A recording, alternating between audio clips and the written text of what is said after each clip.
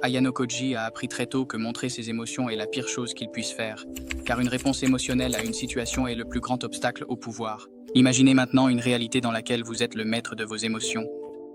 Avec cette vidéo, je veux vous donner une boîte à outils sur laquelle vous pouvez compter pour vous rapprocher de cette réalité.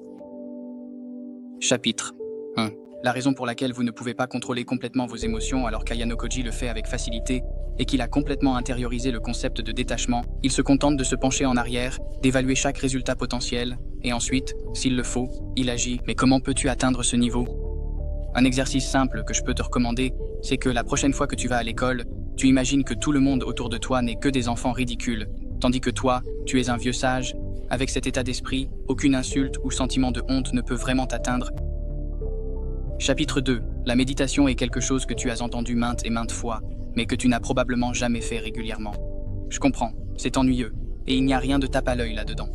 Mais si tu veux vraiment atteindre le contrôle émotionnel inébranlable qu'a Ayano Koji, il n'y a pas un seul exercice qui ait plus de valeur. La méditation est scientifiquement prouvée pour réguler tes émotions et entraîner ta concentration.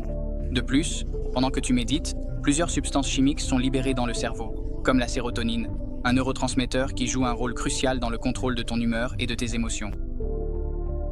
Chapitre 3. Rien dans le domaine social et dans le jeu du pouvoir n'est personnel.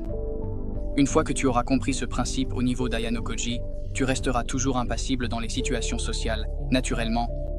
Quand tu prends quoi que ce soit, personnellement, même les choses les plus difficiles deviendront faciles parce qu'elles n'auront pas d'importance à la fin. Réalise que le temps va effacer chaque moment embarrassant ou de colère que tu as eu. Demande-toi simplement, quel était mon moment le plus embarrassant il y a 4 ans?